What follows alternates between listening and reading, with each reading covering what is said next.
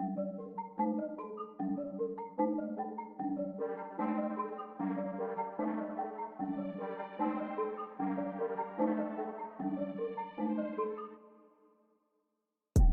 thanks for tuning in. It's Miguel Lebron from Miguel Lebron Coaching, and you're listening to Strategy Rewind Podcast. Thank you so much for being connected here today. I'm really excited to talk to you about today's topic, which has to deal with saying no. So much fear around the word no. Before I jump into that, let me talk to you a bit about our sponsor, United Marriage Encounter. You know, recently they had an event which was called Fighting the Drift. And in it, they talked about the drift that we feel often in our marriage, in our spiritual life, in our emotional life, in our economical life, the drift. And this is because we don't set an anchor. We're bringing on so many things from past relationships or from our childhood, things that we refuse to acknowledge. And of course, in a relationship, the things that you do not confess are the things you cannot confront. It was a powerful event that my wife and I enjoyed, and they've also got more events coming up, including the Marriage Encounter, which is a weekend event where you and your significant other can enjoy a moment of really diving into powerful communication strategies and tactics. UnitedMarriageEncounter.com is the website. Please consider clicking on the link that you see in our show notes. Again, UnitedMarriageEncounter.com, and they focus specifically on providing marriages with the necessary skills and tools to maintain healthy communication. Again, UnitedMarriageEncounter.com. They are the show sponsor and an amazing organization. Too often, I see individuals that are waiting for the perfect time, the moment where everything is peaceful, the moment where everything is okay, the moment where there is no problems, the moment where there is no trials, no tribulations, no doubt, where everything is just flourishing. And they say that is going to be the right time to pull the trigger. And oftentimes we hear this. People say, I'm waiting for the right time. I'm waiting for the right time. The truth is that the right time isn't going to arrive. In fact, the right time, I'll tell you when it was. The right time was yesterday, but because yesterday passed, you should just take the opportunity now to pull the trigger and make the move. Make the decision you've been procrastinating on. The reason procrastination is so dangerous is because every moment that passes changes your perspective. And so the perspective you had then is not going to be the perspective you have now. And the perspective you have now is not going to be the perspective you have later. Because of this, the longer you procrastinate and you delay on what it is the inevitable, which is you making the decision to live out your greatness, the longer you put that off, what's going to happen is that by the time you say yes, so many changes will have happened mentally, emotionally, physically, let alone changes would have taken place around you. But for some reason, getting a no seems scary. Even worse, we are frightened to give no as an answer. We are scared to hear the word no. We are scared to say the word no. It's as if by getting no as an answer or even giving that as an answer, everything will go downhill from here. Everything will be destroyed. The fact is, sometimes we need to get a no. Sometimes we need a no as an answer in our lives. So why are we so scared? Why are we so scared of saying no or hearing no? Because it is that fear that paralyzes us from actually being able to take the leap, to take the next step. We often wonder, what about if I get rejected? What if they say no? What if they don't like me? What if people make fun of me? What if I trip and fall? The truth of the matter is, you're only making an assumption. You're already jumping to a conclusion without any formal evidence. The truth is, if you're going to waste or invest all that energy in jumping to a conclusion and making an assumption, you might as well assume that everything will come out all right. You might as well invest your energy assuming this is the year of greatness, that this is the year, the moment, the day, the hour, the second you've been waiting for. If you think that everything is going to go bad, then you're going to do something to yourself, and it is that you're going to live in anxiety. Anxiety is using today's energy to solve problems that may or may not appear tomorrow. And this is the issue, where we are so frightened of the negative result that may or may not happen that we begin to believe it will happen, and thus we never take the next step. We never do the necessary work. Worst, I've seen individuals in leadership that think that because they got a no as an answer, that that's the end of their leadership.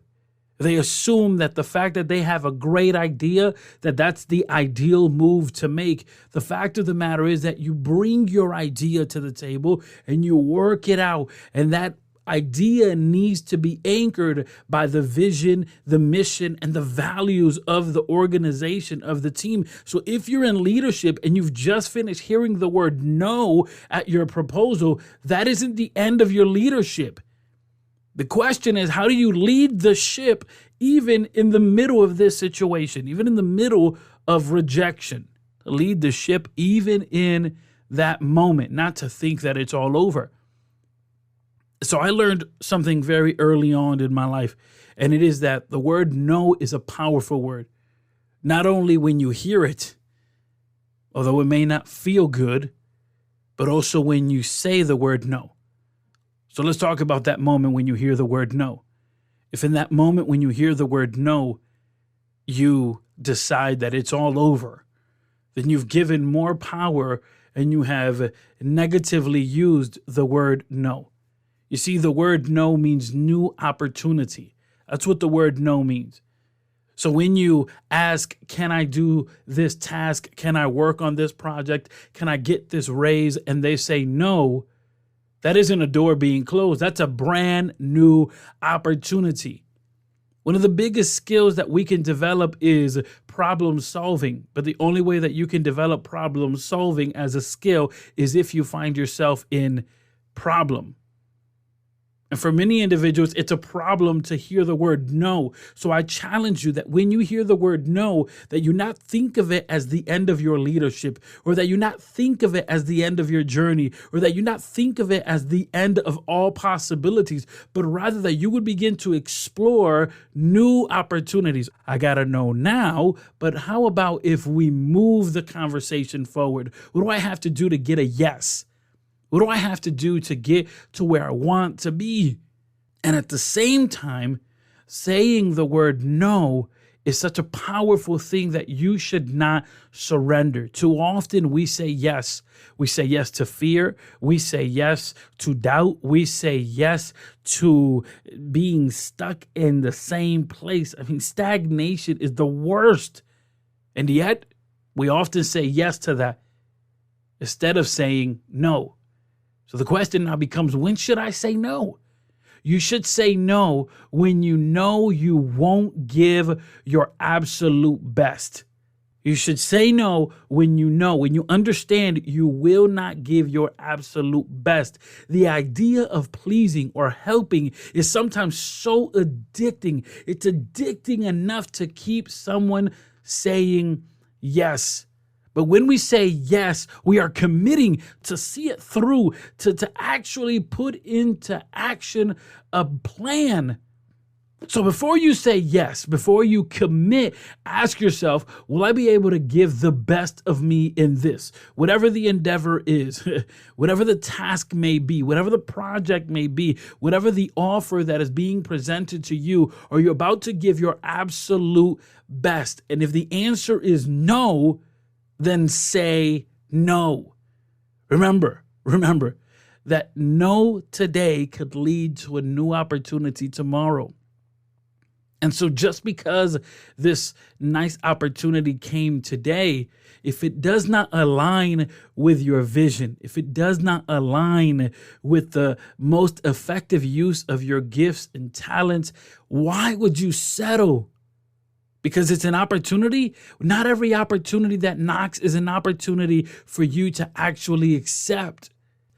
If you're not going to be able to give your absolute best, why why say yes?